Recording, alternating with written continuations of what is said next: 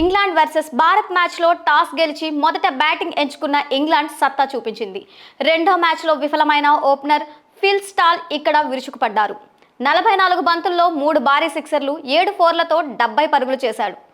Jos Buttler 31, Shyam Karan 24 బంతుల్లో 41 పరుగులు చేయడంతో స్కోర్ బోర్డ్ పరుగులు పెట్టింది. నిర్ణీత 20 ఓవర్లో 7 వికెట్ల నష్టానికి 201 పరుగులు చేసింది ఇంగ్లాండ్.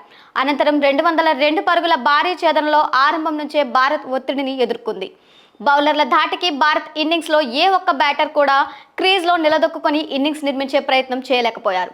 వైభవ్ సూర్యవంశీ 5 బంతుల్లో 2 సిక్సర్లతో 13 పరుగులు చేయగా, వికెట్ కీపర్ ఇషాన్ కిషాన్ 9 బంతుల్లో 4 సిక్సర్లతో 13 పరుగులు సాధించి పెవిలియన్ చేరారు. వీరిద్దరూ చేసిన ఈ స్కోరే భారత ఇన్నింగ్స్లో అత్యధికం కావడం గమనార్హం.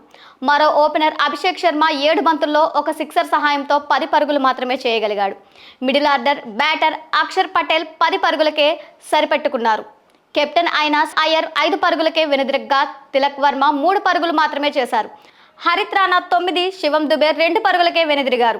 దీంతో భారత్ 76 పరుగులకే ఆలౌట్ అయింది.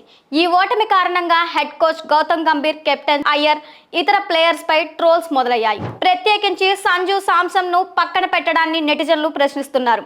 ఒక్క అంతర్జాతీయ మ్యాచ్ అనుభవం అయినా లేని వైభవ్ సూర్యవంశీని నేరుగా ఇంగ్లాండ్ పిచ్లపై అరంగేట్రం చేయించడం పట్ల మండిపడుతున్నారు.